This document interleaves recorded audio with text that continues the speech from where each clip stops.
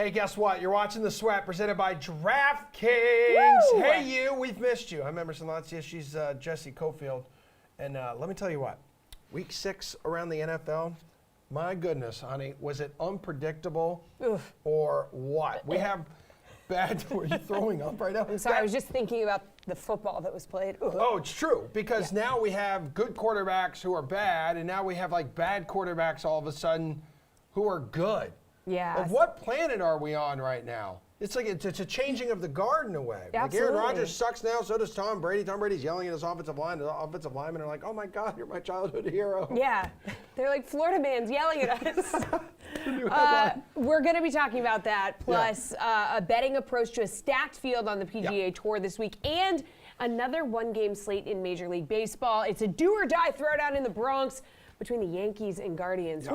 Yeah, it's gonna be hot. It's gonna be spicy. So is this overreaction segment that we have here with the usual suspects on a Monday morning. So Pierce Dietrich, Jeff Ulrich, good morning to both of you, handsome gentlemen. I will give both of y'all credit here. You both called the under for Bills Chiefs, so well done there. Buffalo with the late comeback. It was another MVP moment for Josh Allen. Did the Bills, Jeff? Did the Bills do enough here? Have they done enough to have you pencil them in for the Super Bowl? They've done enough. We've been penciling this team in for the Super Bowl since week 1. All right. Since week 1 of the preseason, Emerson. Where have you been, friend? I've been here. I don't typically listen to what you say. Look, we literally said last week, there's 2 tiers in the NFL, the Buffalo Bills, and then there's like everybody else. So yeah, I mean, pencil the Buffalo Bills in. You could probably take out the pen and like do like lightly have some white out because it's the NFL. But like, yeah, let's get the pen out. I mean, I don't really. The AFC is supposed to be this powerhouse, and like the Chiefs were good. They put up a good fight. I think that the Chiefs are, they're just going to be good when you have Andy Reid and Patrick Mahomes. It almost doesn't matter who else is on the team. But I mean, the Bills are the cream of the crop. There's no doubt about it. This Miami Dolphins might win the division. Get out of here. Like the Baltimore Ravens, see ya. I mean, the Chargers are the one team that I'll hold out a little bit of hope for, perhaps giving this team a run. But the Buffalo Bills are it, and for them to go in KC. Wipe out the demons from last year, put a little exclamation point with the Josh Allen winning drive. It's perfect. This team isn't even at full strength yet. They will be soon enough, and they probably will be healthy enough come playoff time. And I just don't know who's going to give them a run in the AFC right now. It'll probably be the Chiefs or the Chargers, but I just don't know if it'll be enough. Maybe Joe Burrow makes another, look, Joe Burrow did Joe Burrow things last week, but I guess don't count out the Bengals yet either. Yeah, I was going to say, like, Burrow and Chase kind of turning back the clock like a little bit yesterday here, Pierce. So Bills still the favorite, obviously, to win the Super Bowl in the DK Sportsbook, plus 275. Closest AFC team to them, the Chiefs, plus 800. Who's the biggest threat, then, to knock off the Bills for the Super Bowl? Themselves. I just don't see any other team beating the Bills at this point. The injury bug could hurt them, but they've dealt with injuries already this season, and their best cornerback has not played in Tre'Davious White, and they haven't skipped a beat. We know the offense is high powered. It reminds you sort of one of those college offenses that has tons of receivers, running backs, and a quarterback that's mobile, and you just can't stop them. So that's what you have, basically like an Alabama in the NFL that can't be stopped on offense. I guess that doesn't really work after last week, but still typically that makes sense. Defensively, they've always been good, but now they've got some really strong playmakers that can get them off the field, and we saw that against the Chiefs. There's times where you expect Patrick Mahomes to pull a miraculous play, move the chains, and seal the deal. Well, it's the other way now. The Bills have got some key players now that can get them out of jams in the fourth quarter. They didn't really have that before. I don't know what missing piece they have. They have great coaching, great players. No one is close to this team. Unless there's some massive injury, there's no way that they don't win the Super Bowl. Yep, true. All right, well, we said it last week, but didn't think it would actually last. New York football is officially back. It is a football town now. It is officially back. Giants and Jets, both with big wins against legit opponents, Packers and Ravens. Time to start believing in both teams, Pierce? Well, it might be a football team after tonight when Cleveland probably beats the Yankees. But for now, they still have some baseball left. Yeah, look, you can believe in whatever you want. I find it easier right now to believe in the Giants. Dable, Wink Martindale are incredible coaches. The team is very well disciplined, very well coached. They execute. They may not be the most talented team on the field, but they get the plays done to win the games.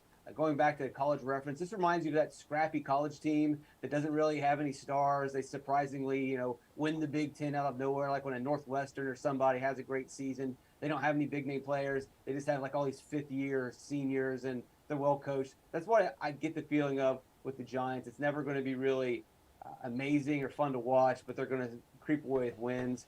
The Jets, on the other hand, I think they've had a pretty favorable schedule. The Packers look pretty terrible at the moment. Either way, the Jets are making the plays that they have to make to win games. And if you really look at the long run, I don't know if the Giants can get that much better talent-wise. I just don't see the players. I think they've kind of hit their ceiling. But as far as the Jets go, the Jets have a lot of explosive weapons that could improve throughout the season. I could see the Jets going in either direction. I think that the Giants will probably be stable. The Jets could be really amazing, or they could just absolutely implode tomorrow. All right, Jeff, what do you think? Do you think the Jets are going to implode or go off the deep end in a good way? Look, I mean, like the Jets, and Pierce right, like they have explosive players. I think that the Jets, their time is coming. It's not now, though. Like what did Zach Wilson do yesterday? Did he even play in the game? He completed 10 passes. I mean, like, it's a great performance, and, like, Breece Hall took over that game, but Breece Hall isn't going to be able to take over the game against good teams, and the Packers right now just aren't a good team. So, yeah, absolutely. This is a star league, and the Jets are creating some stars, and I think that down the road that's going to be a thing, but I just don't think Zach Wilson is there. Also, still, like, the defense has its problems. It's the Giants right now that are the more complete team, and, you look at Daniel Jones. Brian Dable is giving him time. Like he's giving him time. He's got a quarterback rating of 100 or better in each of his last two starts. He's completed 73% of his passes over his last two starts as well. And this is just a player who's comfortable in this offense. He's not being asked to carry it. Saquon Barkley is being leaned on. He's healthy. As long as Saquon Barkley stays healthy, they're going to be able to move the ball a little bit. And Pierce mentioned the talent. They have done this without any wide receivers. Wan'Dale Robinson came back last week. That's at least a little bit of a thing. If Kadarius Toney could ever see the field, if this team maybe trades for a wide receiver, like there is a little bit more that we could get from the Giants, but it's going to have to come at the receiver position. So I think long term, the future is very bright for the Jets. I mean, I think that the Jets are at a place where you can start having some hope. But for this year, like the Giants are legitimately going to be a tough team to beat. I think that when they go up against a more talented team like the Eagles, they'll probably will get beat, but they're not going to be an easy out. Not with their coach and not with the way they're giving Daniel Jones time this year. Jeff, the Jets have the look of a playoff team, finding different ways to beat opponents like every week. Right now in the DK Sportsbook, you can get Jets. You can get the New York Jets here to make the playoffs at plus 230. Would you bet that? Enticing. No, I wouldn't, because Zach Wilson's still the quarterback. I think that they've also got some tough division games coming up. Like realistically, the Jets have had a nice little schedule. They caught a couple teams off guard. They got lucky against early in the season in that game against Cleveland. I think that you take what's given to you if you're a Jets fan, but you don't go overboard. I don't think you need to start betting the Jets to do crazy things. Well, Noah's the heavy favorite right now, by the way, minus 300 on DK Sportsbook. I mean, they're still the Jets. Yeah, it's true, but right now you could say that they're still the Jets, but they don't necessarily look like those Jets that you're referring to when you say they're still the Jets. 3 divisions, Pierce. 3 divisions have ties at the top with teams at 3-3. NFC West, AFC North, right? We expected a tight race in those. Biggest surprise here, NFC South. Tom Brady and Marcus Mariota, are you kidding me? Tied for the division lead. What's your level of concern with the Bucs? That's not the biggest surprise. The biggest surprise is the first place Seattle Seahawks. Yeah, everybody on here mocked me. Everyone, the producers, people not on the camera, behind the camera. Yeah. Okay. Samir, everybody thought you were an idiot. Come on, first place Seattle Seahawks. That's the biggest surprise. All right, so I'll play the game and we can talk about Tom Brady. Okay. Maybe he's washed up. Maybe he's dust. Maybe he finally has hit the cliff 15 years after he originally hit the cliff. I don't know. I don't think that Tampa is that bad. I don't think Tampa is definitely not the Tampa we saw 2 years ago. They're still getting a little healthier. The offensive line, although he's screaming at the offensive line on the sidelines, according to DVOA, they still have a pretty good pass blocking unit. I don't know. Go figure. We'll figure out what that's going to be all about. The bigger issue is you just can't go and kick field goals in the red zone on the road. 3 times they had to settle for field goals in the red zone. You've got to score touchdowns. Everyone knows that. They didn't get the job done in the red zone. You got to get the ball to Mike Evans more. They are limited. Fournette's older. The receivers just aren't quite there yet this season. Give them some time. I'm not buying into Atlanta just yet, but we'll see. I don't want to overreact to this one. Okay, Jeff. I mean, you could definitely buy into Atlanta covering the spread, man. They are a perfect 6-0 ATS this season. Let's go. Can we just address the Seahawks thing? No, Six well, games yeah. in and they're 3-3, and Pierce is taking a victory lap. The Dude. season's a third done. I'm They're sorry. tied with San Francisco. They already lost again. Okay, whatever. No. This is like I me mean, he's celebrating not a win after wrong, one round of Jeff. golf. He's They're not 14. wrong. At this juncture, he's not We're wrong. Team Pierce right now. I'm Team Pierce. I thought this guy was an absolute nincompoop. I thought that team was going to win like 1, maybe 2 games. Thanks. They're 3-3 right now, bro. I guess this is a good. Gino's the highest rated Better quarterback. than their There's a Jags. strategy. Yeah, Set the that's bar true. You so don't say low that any success and you look like a genius. Fair enough. Good. Well done. Look, the Buccaneers. I had my concerns about this team before the season began, dealing with multitude of injuries at the wide receiver position, and then they lose like key players on the offensive line. You look at what happened last week in Pittsburgh. Pressures. Cameron Haywood took over that game. A bunch of pressures, a sack. The Bucs gave up as many pressures to the quarterback as the Steelers did. The Steelers have one of the worst offensive lines in the league. And then to add to that, their defense allows Mitch Trubisky to come in cold off the bench and go 9 for 12 and win the game. Yeah, you got concerns. I think that there's a couple things going on with this team. I think that injuries are catching up. You know, in the past, what did the Bucs do? Oh, Godwin's not working. Evans, I'll just throw it to Antonio Brown or Gronk. Now it's Cade Otton and Russell Gage that are Brady's go-to guys. I think this team has also started to maybe just tune out the big guys. So that's another concern. I mean, this is a team that won the Super Bowl. This is their 3rd year this team's run. Like, are things getting a little bit stale? I think there's a lot of weird things going on with the Bucs right now, and there's just a lot of little factors. And then you have a team like Atlanta that's just, you know, they're just scrappy. Like we mentioned the Giants, but this team is 6-0 ATS. They come to play every week. They know they're the underdog. They know they have to fight for every inch, and they're doing that. So really like what Atlanta's doing. The Bucs may just back into this division, though, because the Saints just aren't that good. So it's a really weird thing with the Bucs. I don't really like their team right now, but I kind of want to bet them to win this division because I just don't know if Atlanta can keep it up through the whole season. Hey, wait, real quick question here, because right now you have the Packers that are 3-3. You have the Bucs that are 3-3. Which team's more likely to miss the playoffs, Jeff, with these 2 washed quarterbacks now? I think it's got to be the Packers. Okay. I mean, they're in the tougher division. The Vikings have an easy schedule, and again, like I go back to the Bucs, they just might not have to do that much to just take over this division. So. Yep, Pierce, what do you think? Because those 2 combined for just 2 touchdowns, and again, their teams played the Steelers and the Jets. I think the Bucs will miss. I think we're downplaying the fact that Tom Brady's going through a divorce. That's not really easy to deal with and then true. be the best quarterback in the league. I'd rather be in Aaron Rodgers' shoes. Oh, you thought him yelling at his O-line was hinged? He was- It was locked up? A lot of frustration inside him right now, man. All right, Totally guys. normal behavior. Yeah, totally, completely normal. Eagles remain the league's only unbeaten team. Get the win thanks to 3 picks from Cooper Rush. So that whole, like, is Cooper Rush The going to Orange take over Crush for Dak? Rush Train or whatever. Yeah, they're calling it. that's over. Dak says he's going to play in Week 7. So my question here, Pierce, how big is the gap between the Eagles and the rest of the conference? I mean, so Eagles currently the favorite, minus 400 to win the division, followed by the Cowboys at plus 550. We got the surging Giants in here at plus 800. I'm not going to say the Commanders' odds out loud, No, don't. but if Dak comes back and the Giants keep playing the way they're playing, like, what do you think? I think the gap still remains pretty significant. It's going to shrink a little bit. If you read my DK Nation Sunday Night Football article, you know that I predicted a 27-13 win for the Eagles, not too far off. Also predicted that Cooper Rush was going to throw quite a few picks and one to Darius Slay. Yeah, Dallas is okay. They don't have that many major problems. They're going to get a little bit better with Dak, but they're still not into Philadelphia's range or territory. And Philadelphia is only going to get better. They're only going to improve, barring they don't have some sort of serious injury. But I don't want to completely dismiss Dallas. You know, maybe Dallas doesn't have to play Philadelphia until the final game in the NFC Championship. By the way, Dallas still has a strong pass attack, or still has a strong pass rush, a good overall defense. Ezekiel Elliott needs to get some credit. I know a lot of people keep trying to make Tony Pollard a thing, and Tony Pollard is good, but Ezekiel Elliott is the more complete back, and he's going to be on the field more often because he can pass block, he can pass catch. He may not be as good as a rusher, but as long as he's on the field more than Pollard, he's going to have those big games like you saw. So moving forward, Zeke looks fine. The offensive line from a run blocking perspective is doing pretty well. Dak will upgrade the receivers. Nothing to worry about, but this division belongs to the Eagles. Jeff, do you agree this division is definitely for the Eagles?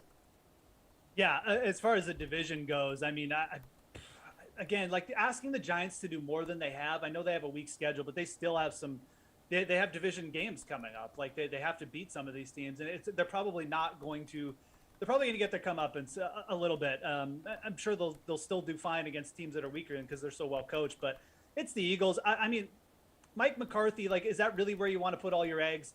Dak really didn't look good before he went out, anyways, and now we're expecting him to come back and save the team. Like, I mean, I think Dallas will be fine, but you got to give the Eagles a lot of credit here. This Cowboys team is coming off like 3 big wins against good teams, and the Eagles just put them in their place. I mean, absolutely. You got guys on Twitter saying, well, you beat Cooper Rush.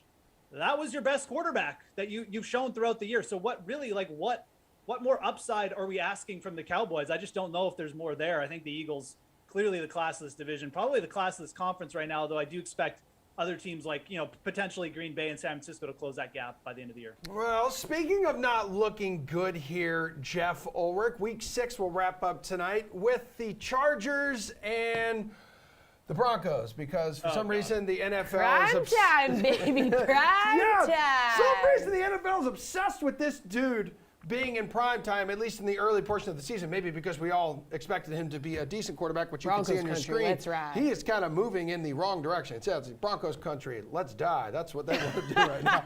So let's preview this one here. We'll start in DFS. Jeff, yesterday you mentioned Cortland Sutton as your captain. You going to stick with that?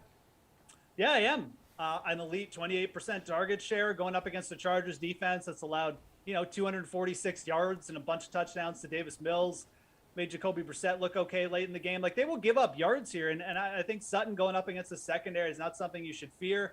I mean, when it comes down to it, too, I mean, what kind of game script are we asking about here? The Chargers offense going to put up a little bit of points. The Broncos come in as road underdogs without, Javonte Williams. I don't think that they're going to be looking to lean on Melvin Gordon, who's also questionable for this game. Broncos are going to do anything. They need Russ to be healthier and better, and they need Cortland Sutton to perform. And I think Cortland Sutton will perform a little bit like A.J. Brown did for me last night, was one of the top scorers. I think we're going to go back here, get a really nice discount at 12.6. That's where I'd go to start lineups. Where are you going to go to start your lineup tonight, Pierce?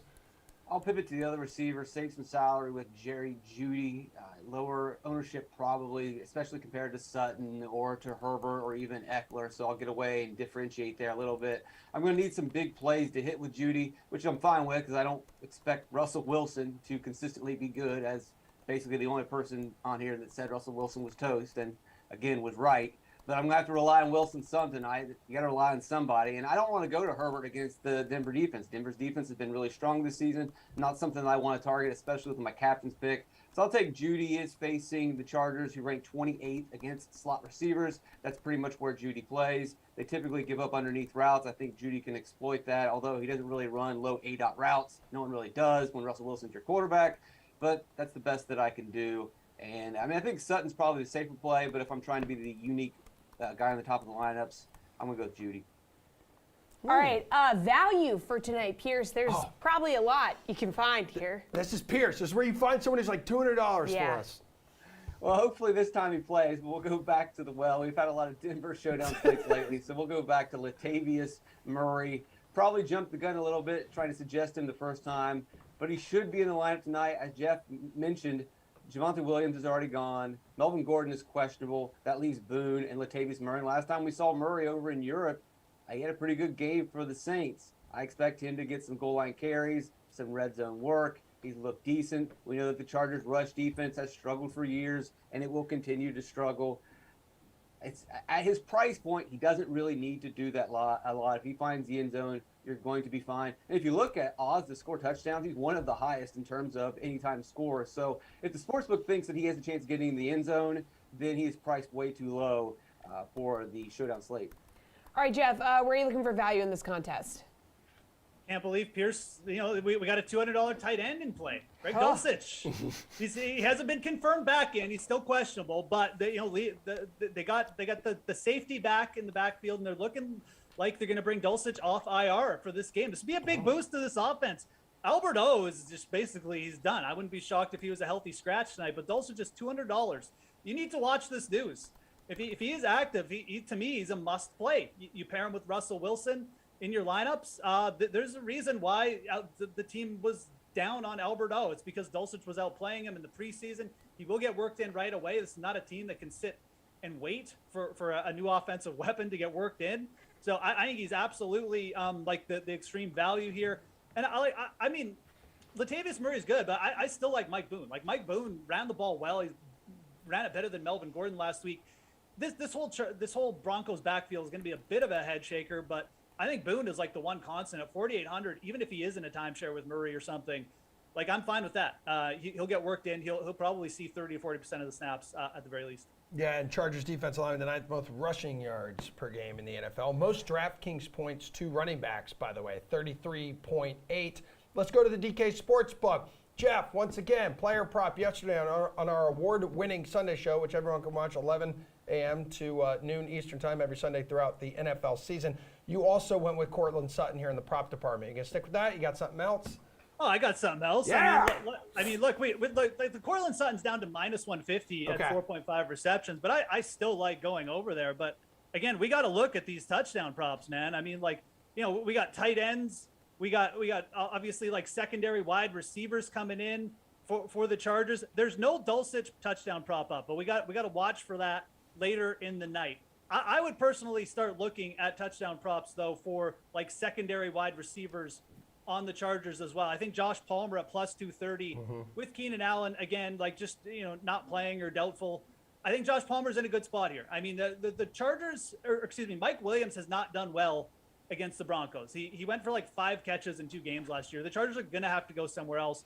Josh Palmer has been that guy for them. I think that looking to Josh Palmer for a touchdown prop today is totally reasonable, plus 230. Chargers are still favored, have a nice implied team total. That's where I would go. All right, Pierce, you can't get plus money on everybody minus Austin Eckler for an anytime touchdown score.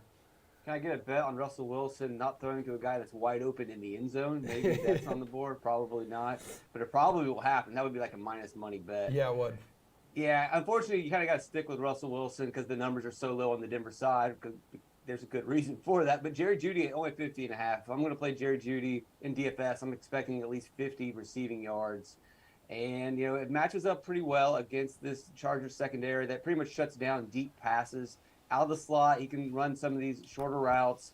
Also, with the Chargers struggling to contain the run, you see some of these underneath guys cheating to cover the run, which then opens up the slot receivers and the underneath receivers. Really just comes down to Russell Wilson having a game plan and approach and not just trying to be a gunslinger throwing the ball downfield nonstop. If he can dial that down a little bit, which he needs to if Denver wants to have a chance this season, then Jerry Jeudy will easily clear this number. Then I also think Russell Wilson over 232.5 passing yards. That's really a low number. And if the Broncos just commit to the pass, which they probably should, considering Gordon is questionable and you're relying on Latavius Murray and Boone, who are fine, and the Chargers defense is not very good, allowing 5.9 yards per carry, which is the worst in the league. But still, these are not the greatest running backs in the world. If I'm Denver, I'm going to want to try to pass more than 232 yards with Russell Wilson. And even if they don't, Russell Wilson's going to sling it. So I'll take the over there as well. All right, let's get your game bet. Maybe take the under on the total of 20.5 points. It is low, but Pierce, the Broncos are averaging just 12 points per game in 3 primetime games. It's going to be this brutal season. TV. Sheesh. It's going to be brutal TV. But let's give some credit to the Denver defense. In those brutal games, we talk about how bad the offenses look, but a little bit of that is how strong the Denver defense is. And 4.5 points for this Denver defense, I think is too much. I'll take the points. Nathaniel Hackett pretty much playing for his life at this point. He's got to coach. Maybe his best thing is just not coach at all, let other people make the decisions for him. But either way, if they lose this game, he's probably going to be gone soon.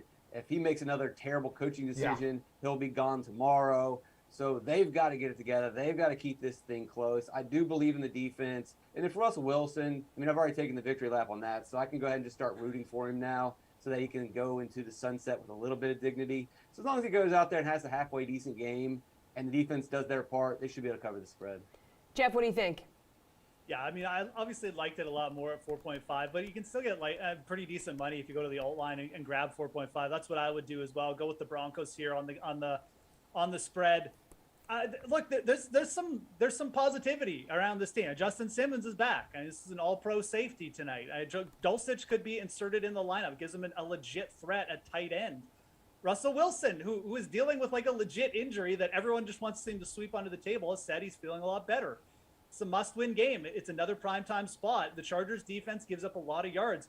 It's asking a lot for the Chargers to cover 4.5. I think against a team with what Pierce alluded to is really, really good defense that just doesn't allow a lot of big plays. So I got to take that 4.5, and I got to say, like, I would go over on the Broncos team total here.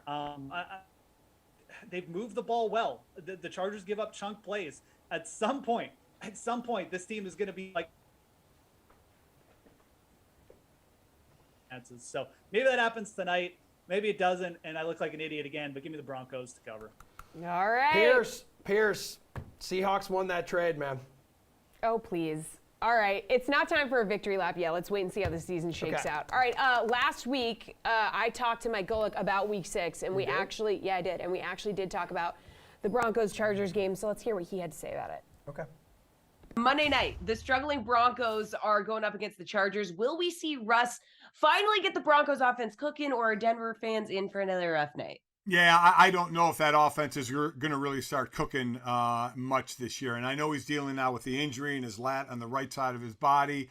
And I just don't know if they have the firepower to get that. The offense should be better than what it is, but I don't think it's going to be at an elite level where if they get down a couple of scores in the second half, that they're going to have the ability to have the big play ability to come back. So they need to keep games close, which puts a lot of pressure on their defense.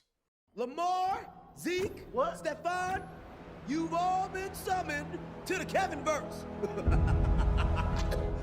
You gotta be kidding me. You're here because you're on my DraftKings Rainmakers fantasy team. I liked him better when he was tiny. Lamar, keep talking and I'll put you on a tiny bench.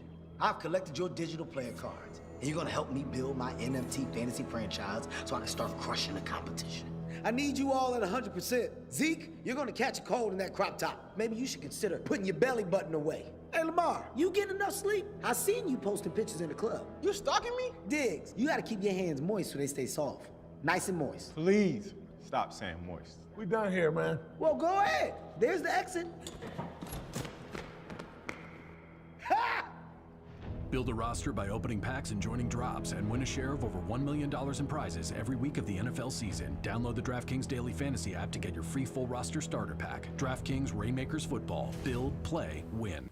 Okay, so like throughout the week at the Zozo Championship, right, the discussion was about this long-awaited victory, right, this drought. But that was for Ricky Fowler, who had 3.5 years since his last victory. Whew. But that discussion about a drought, that didn't die because, you know what, Keegan Bradley, the eventual champion here, his last win came on a Monday in September. That was 2018 BMW Championship, precisely 1,498 days before yesterday, the champion of the Zozo. Wow. Congratulations. The drought is over. Remember his rookie year, he won like the PGA Championship Our too. long-awaited national nightmare has finally ended. Truly, Thank you, truly Keegan is. Bradley. And he's now a 5-time PGA Tour winner. Legend. Legends only. All right, now let's get into this week's action, right? I would love that, Jesse. CJ Cup teeing off on Thursday? Yeah. Thursday? Yeah, absolutely. DraftKings contributor Jeff Ulrich and DK Nation's Colin Sherwin are here to tell us which golfers are going to be finishing high on the leaderboard. So we'll give you like a group of names and you'll tell us, you know, who you think is going to finish higher. But let's just talk Keegan Bradley first. So he wins the Zozo, his first since 2018, like Emerson said. Like, Jeff, are we going to see more Bradley at the top of the leaderboard this week now? Well, no, because he's coming over from Japan, and all the guys coming over from Japan are going to be super exhausted from flying across the world. But fair. At the same time, no, I mean, Keegan is a dude. He had 5 top 10s last year. He had a runner-up. I mean, I don't start expecting Keegan Bradley to, you know, like start shipping like multiple tournaments a year, but he's going to be competitive. His tee to green game is still like elite. And you know, the rest of his game as he's matured has gotten a little bit more consistent. That's always been the thing with Keegan. Like, is he going to lose 10 strokes putting this week? Is his around the green game going to be such a disaster? He's kind of gotten that together. That was the big kind of, you know, trademark of his consistency last year, where I think he's just almost became to the point where he's a little bit underrated. I know Colin and I both talked about him on the slate, and we like the odds. We like the setup. He had come here before. He's a veteran player. He knew how to handle the trip, and he paid off for us. So, no, I think you'll see him more. Again, I'm not sure how many wins are left in Bradley. There's a lot of good young players there, but he's very consistent. I think he's going to be consistent for the next few years at the very least. All right, Colin, what do we think? Obviously, it's a long way to travel. Yeah, that makes this one really interesting. Jeff and I were both fade all the guys that were in Japan last week, and I think we're going to be fade all the guys that are making the flight over this week. It's really far to go. Plus, you're sort of going to, I don't know, do you fly into Charleston, I guess, and make the drive Hell through yeah. all the backcountry roads? Because this place is in the middle of nowhere. I mean, it's a really cool setup. The course is basically like a nonprofit kind of thing that just brings in junior golfers from all over the world and tries to get them college scholarships. There's no members. It's a really, really cool deal. So I'm really glad that the PGA Tour is going to be there, but it's not exactly the easiest place to get to.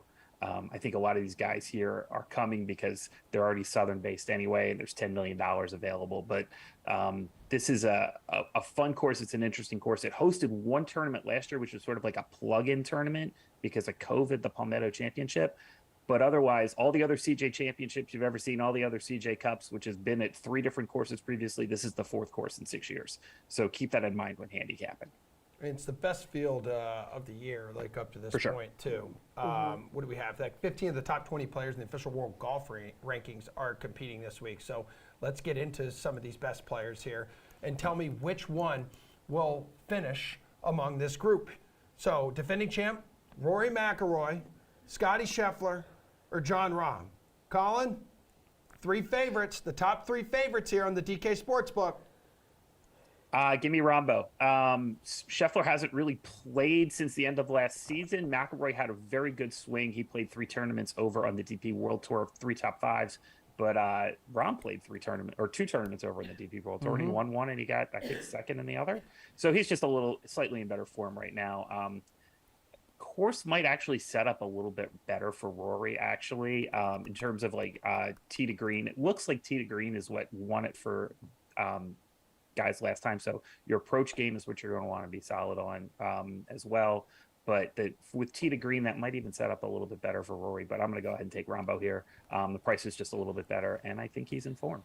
Scheffler 1, Rory 3 in the world, Rahm 5th in the world here. Jeff, I mean, how can you not like Rory McIlroy every time out? Like at this point, just avoid being heartbroken and just don't pick him in a major.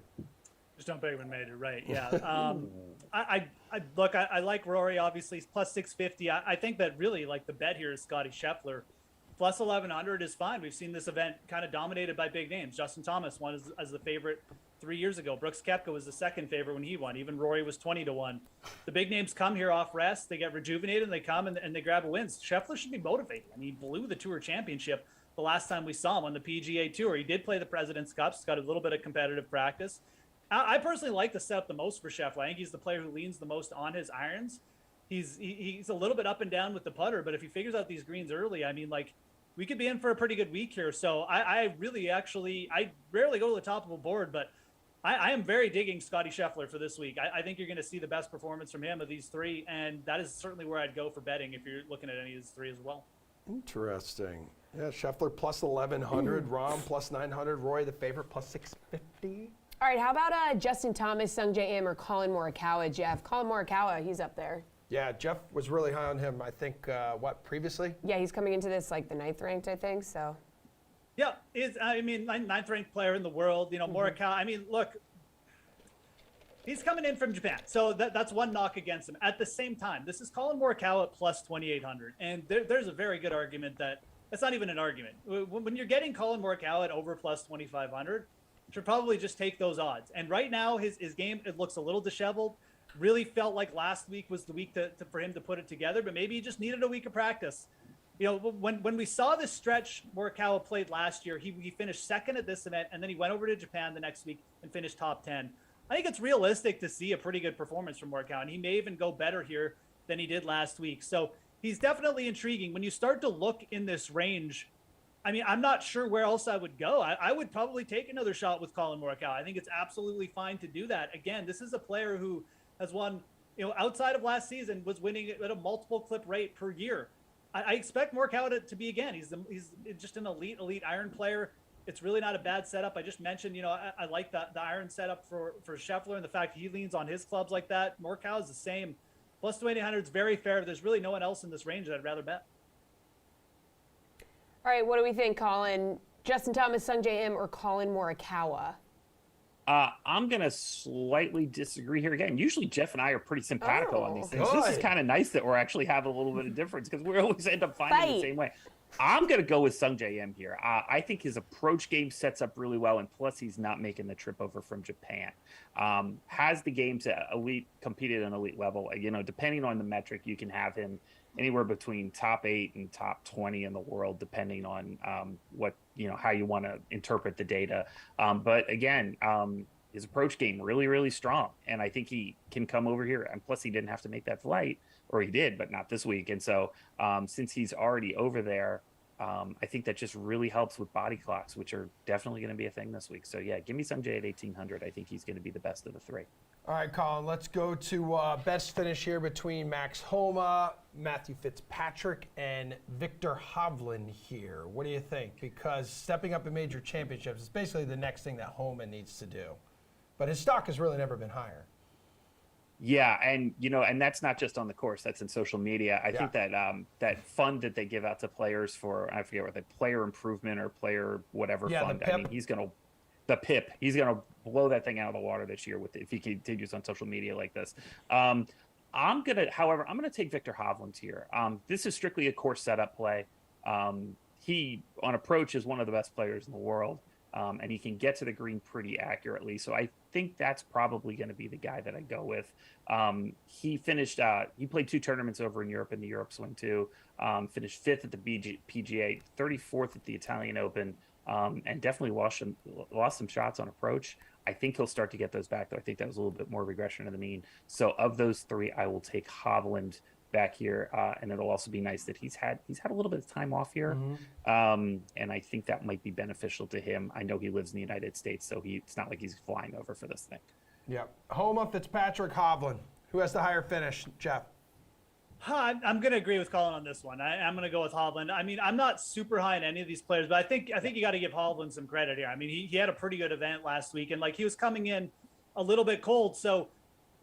That just might be the warm-up event he needed. I think that's super fine. I don't like the fact he's coming in necessarily from playing last week, but I mean, that's like half the field is, so we can't cross everybody off. Hovland's still a young guy. He's used to flying across the world anyways, plays over in Europe a ton. I think you'll see him potentially pop here. I mean, this is the player still looking for first mainland U.S. win.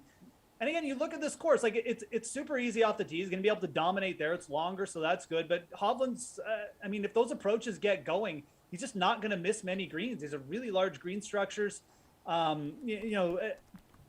long as the irons are going, Hovland's not going to have to scramble that much, which is the weakness of his game. So we like that. I think that, Fitzpatrick's flying in from Spain where he missed the cut. Don't really love that scenario. It's kind of been up and down in the fall. Homa still the big win to start the season, and then the President's Cup. It just feels like, again, a little bit of a letdown here for the rest of the fall, perhaps for Homa. It's got to be Hovland here, who's probably still would love to pick up a win in the fall himself. I think he's actually a very, very nice target this week. All right, Jeff, Hideki, Cam Young, or Jordan Spieth, who finishes highest? I don't like any of these guys. I'm not gonna lie. Well. I'm gonna go with Cameron Young. Again, a young player. We got really bit the off the tee at Con Gary. It's typically the easiest part of any Tom Fazio setup, where big wide fairways. Cameron Young's gonna be able to come in here and just bomb it. And it's a little bit longer. There's some longer par 4s, but he won't have trouble with those because he'll be so far out there. And I mean, this is a player who, again, driving and putting, he can just dial it up so well that even if his approaches are just mediocre, I still see him putting together a decent week at this course. Plus 2,800. Hideki, to me, if he can't get it going at his favorite course last week, I'm not taking him here. Jordan Spieth has just been really up and down, just the last few months, anyways. Cameron Young, still that player searching for his first win, just like Victor Hovland. I think he comes in here pretty motivated after a decent week of play, got a tournament under his belt, and perhaps a better setup for him overall. All right, Colin, you might not like any of these guys, but which one do you think is going to finish highest on the board? Oh boy. So it's interesting because I think Hideki probably, if you run this tournament, if you run the sim 10,000 times, I'd probably take Hideki. But if I was betting this, I'm probably going to take Cam Young because of his length off the tee, if anybody could come out of nowhere and snipe this thing, it's probably him. I mean, he's like the longest guy these guys hit it so far nowadays, and he's longer than any of them. So at this course, it seems to set up pretty well for a guy like that. If he can just sort of like keep those seconds somewhat on the right side of the green, I think he'll be in good shape. Playing well, has had a little bit of time off. I think he's established himself as enough of a tour pro at this point where the week-to-week grind should get a little bit easier for him this year. I think Cam Young's going to have a good year. I think he's going to put up some big results. It's just you got to catch him on the right week. So I would bet Cam Young here, but I think in the long run, Hideki Matsuyama probably finishes ahead of him more times than he doesn't. All right, gentlemen, good stuff. Your job here is done. We're going to go on to baseball next. We're going to baseball next because you know what? The Yankees have forced a Game 5. ALDS facing Cleveland tonight. Win or go home. Will they already be home? Well, actually, they're not even home right now. So major travel issues to keep in mind, possibly before betting them tonight. We'll get into it right after this break. Wow, what a tease. Oh, my God, clip that.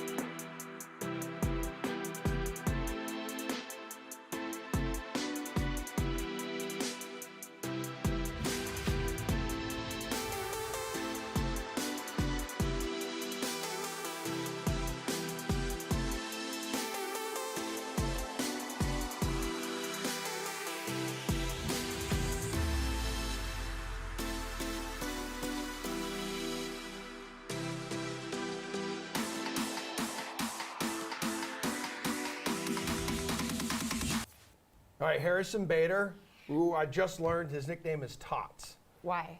No idea. Maybe it has something to do with his love for tater tots. Anyway, dude was sending taters to the people. Oh, God. Oh, my God. He was Bader to the bone, batter to Bade to the bone. Bade to the bone. So, dude, yeah, his ALDS has been really impressive Yeah, he's been against crushing. Cleveland. Like three home runs, including yesterday in Game 4 to force this decisive Game 5 tonight. 4 ribbies, 4 runs scored. Hot damn, I wish we had a couple people here to talk about it. Oh my God, we do. DraftKings contributor Steve Buchanan, RotoWire's Eric Halterman. They're in Hi, the Steve. house. Fellas, obviously last night was a good one. Harrison Bader's 3rd home run of the series. Cole goes 7. And the Yanks force a Game 5. So your thoughts on Game 4, Steve? Yeah, it was a much needed pitching performance from Garrett Cole, who continues to draw the ire of social media and will for the rest of his career, because I don't care what that man does for the rest of his career. He's going to be one of the most hateable pitchers in Major League Baseball, and I will never, ever come off of that pedestal. That being said, he did what needed to be done. The Guardians were not able to get the clutch hits that they have been able to do throughout the series, and that's kind of why we're here at Game 5. Now, really, and we'll talk about Game 5 here, anything can happen in Game 5. We're going to see, I think, a lot of offense in this upcoming game here, but Garrett Cole did what he needed to do as a Yankees ace, and he got through that game. All right, Eric, what do you think? What were your thoughts on Game 4?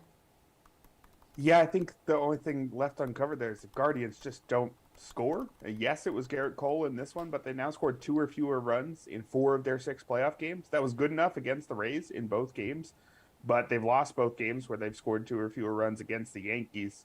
They're going to need to score runs tonight. It's not going to be against Garrett Cole, but we knew coming in that their offense was their weakness, and that's certainly shown up so far this postseason. All right, guys. As for tonight, Steve, you would think the Yankees, right, would have the edge going back home in Game 5 to host Cleveland. But, dude, check out these tweets. Check out these tweets here. So we have the Yankees didn't have, I guess, a hotel to go back to because they ran into some issues with their plane last night. So they had mechanical failure last night. It forced them to deboard. They had to get back to a hotel. They had to find the hotel. And as of right now, the plane is still in Cleveland. Yeah, I saw some reports on Twitter saying that like it just took off or something. Okay. But I mean, do you see this? They didn't even have a hotel to go back to. No, they didn't. So Steve, would this have you kind of rethinking an approach to betting these guys tonight? No, not really. I mean, we're not talking about that going from like Los Angeles to New York, right? Okay. They're going from Cleveland to New York, which is a relatively short flight. But I mean, that being said, even if I didn't know that, which I didn't until you just told me, I think there's going to be a decent amount of offense here today. Both teams are basically using an extended opener in this one. You got Aaron Savali going for the Guardians, who hasn't even pitched in the postseason yet. It's got really poor numbers on the road. You got Jameson Taillon, who's only made 1 appearance, didn't even record an out, 2 runs allowed on 3 hits before he was yanked in that game too as well. The Guardians bullpen has been their biggest advantage over most teams thus far. But that being said, you're not going to see like the cream of the crop coming out of the bullpen after Savali. They're going to try to hold some of those guys later in the game as much as possible. So I think taking the over 7.5 runs is fine tonight. I think taking over 4 runs through the first 5 innings is fine tonight. You're getting that one at even money. But, the plain thing said, like obviously that's a disadvantage for the Yankees, but I'm not really taking too much stock into that. Everybody's going to be hyped for Game 5. Okay, so Eric, I mean, how does this impact your Game 5 mindset at all? Yeah, it makes me even more interested to take the Guardians, which I already kind of was. I think at even money, I would take the Yankees. They have a better lineup. The Guardians, as I mentioned, have issues scoring. But this is going to be full staff versus full staff tonight. I know it's technically Savali Taillon, but I would expect combined maybe 5 innings from those two. And the Guardians have a better bullpen and a more well-rested bullpen. If you look, Emmanuel Clase, James Karinchak, and Trevor Stephan, none of them pitched either of the last 2 games. So the 3 very strong relievers at the back end of that bullpen are all going to be well-rested. The Guardians also, their main weakness is against lefties. The Yankees' only lefty reliever, Wandy Peralta, and he pitched on 3 straight days. So I think those bullpen usage patterns makes the Guardians at their underdog price pretty interesting. Even if still 50-50, I would probably take the Yankees. All right, 111 wins, and all I got was this NL West Champs T-shirt, Steve. What do we think? Not great. I mean, honestly, and I'm not trying to toot my own horn here, but I said from the get-go that the Padres were coming in, hitting and pitching as well as they have been all season long coming into the postseason. And then it trickled into the postseason. And they've just basically taken this Dodgers team by surprise. And it's funny because the Dodgers really dominated that team all throughout the regular season. So nobody was giving them, any chance against this Dodgers team. And I get it. The Dodgers are a complete team.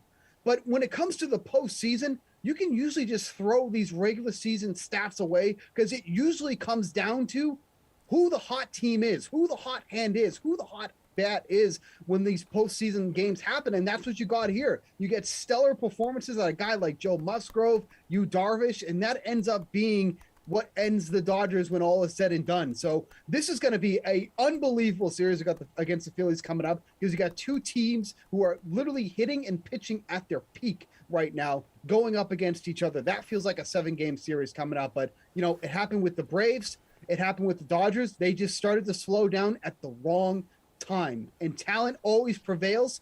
That Padres team is stacked. So I'm not surprised that they ended up beating the Dodgers here. But, yeah, when you consider how much the Dodgers dominated all throughout the regular season, it's shocking to see them make such an early exit. Yeah, Eric, another disappointing playoff series for the Dodgers. Like, what happened in SoCal? Yeah, if I were them, I wouldn't be thinking about doing any sort of major rehaul. I don't think we should overreact too much to just 4 games. I think if you did an AP poll of all the baseball teams, they're still probably leading it. But guys get cold at the wrong time. Mookie Betts, Justin Turner, each of them just 2 hits in 4 games. It's not that weird for even a star player to have 2 hits over a 4-game stretch. They just had a couple that it happened to at the wrong time. Clayton Kershaw and Julio Urias weren't even all that amazing in their starts. But really, I think the more interesting answer has to do with the Padres, and that Yu Darvish, second half Blake Snell, and Joe Musgrove are a really good trio. It's really not surprising that that trio beats anybody, even this Dodgers juggernaut. Especially when you look at the fact that this Dodgers team, they were supposed to have this amazingly deep rotation. One of their guys got himself suspended for 2 years. Walker Buehler got Tommy John surgery. Tony Gonsolin, Dustin May, not at full strength either due to injuries.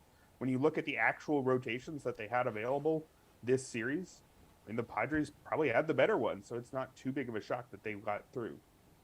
Steve, how much did we underestimate the Phillies here? And really, have these revamped Major League Baseball playoffs just made the regular season meaningless now?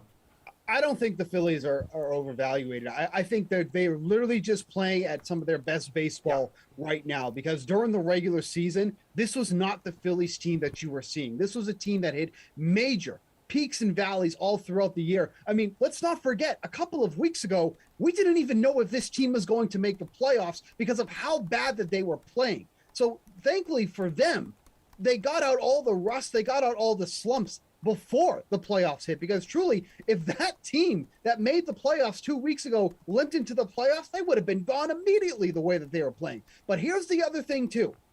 They're getting production from some guys you usually don't get production from, with the exception of Bryce Harper, and not their big bats. That is going to catch up to them eventually. You are not going to continue to win the LCS and the World Series if you're not getting production from guys like Castellanos or JT, or the bullpen starts to falter, because that's also been a major factor for them throughout the season, is how unreliable that bullpen has been. If they get Robertson back in the back of the bullpen, that will be a big, a huge jump for them there. But they have been so wildly inconsistent that that's what worries me the most. And let's also not forget, they're also one of the worst fielding teams in the league. That hasn't come back to haunt them yet, but they are one major error away from letting a game slip away. And that's just kind of how the Philly season has been all season long. So it's great that they've got to this point, but they're also playing at literally their peak. I hate to say it can only go down from here. Okay. I think this is the series where we see that. I mean, Eric, correct me if I'm wrong. You were on the Phillies last round. Like, were you, like, if there was a team to upset the behemoth that was facing them, that they were facing, you were going with Philadelphia. Like, you were on them. Yeah, I really liked them in the first round. I think anybody who thought that they shouldn't be favored against the Cardinals definitely underestimated them. Last round, I thought that I would take the Braves at even money, but I'm not at all surprised that the Phillies got through. And really that's because Zach Wheeler and Aaron Nola, or at least that's why I thought I liked them. That's why I thought they'd beat the Cardinals, and that's what happened. But the interesting thing in the Atlanta series is they actually split the Wheeler and Nola games and went 2-0 in the other games, with the Ranger Suarez over Max Fried and Noah Syndergaard over Charlie Morton. They got 5 2/3 innings from the bullpen in the first one and 6 innings from the bullpen in Game 4. The thing is that bullpen wasn't actually good in Game 1. They just won anyway. It's really been the offense that's getting them through. They scored 7 or more runs in all 3 of their wins. So while Steve mentioned that a few of the top hitters aren't amazing right now, they are getting production up and down that lineup. Guys like Brandon Marsh coming through with home runs. That formula, when you've got a couple elite starting pitchers and a lineup that can go off against anybody, you have a chance to beat anybody. I don't think they should be favored against the Padres, but it's quite close to a coin flip. And if they make it through and face another team they're underdogs against, they do still have that formula where if things break right, it shouldn't shock us that they get there. All right, real quick, guys. Houston's experience did make a difference in the AL West matchup. Sorry, Steve, but is a series like this what an up-and-coming team like the Mariners do need before they break through, you think? Yeah, for sure. I mean, that minor league is so stacked that we haven't even seen some of the talent that they have stashed away in the minors. So that team is going to be set for the next few years, or they have the core of their team coming back next year. So it was a disappointing end, But I mean, at the end of the day, I think we would have been more shocked if the Mariners were able to beat that juggernaut Astros team than them losing. I think that was kind of expected. And quite frankly, things just didn't fall their way in a couple of those games. This series could easily be tied right now, but the Astros got a lot of the breaks in this series. That's why they swept them. You in agreement, Eric? I think the narrative answer is less accurate than just the Astros are really good, and that's why the Astros won. But if you look at the teams that have won the World Series recently, last year's Braves, they weren't a favorite heading into the postseason, but they made the NLCS the year before, the NLDS 2 and 3 years before that. The upstart Nationals team that won in 2019 when it didn't look like they were at all close to favorites. They didn't actually make the year before, but they made it 4 times in the previous 7 years. So even if I'm not going to buy that as a strong factor, I think it's at least a weak one, and I think it will help them out a little bit the next time they make it back. Okay, guys, that's all the time we have. We will preview the championship rounds tomorrow. Yep. Once those are officially set, whether it'll be the Yankees or the Guardians, we'll have to find out. The Yankees have to get home first to figure that out. Also, dude, the NBA season tips tomorrow, so we'll talk a lot of NBA. So also the slate tonight, 5 o'clock. Matt LaMarco will be on that with Adam Kaufman, and then we're going to be back here in studio tomorrow morning, 11 o'clock Eastern time. So yes, a lot on tap, and I'm excited for that. And Broncos country, let's ride.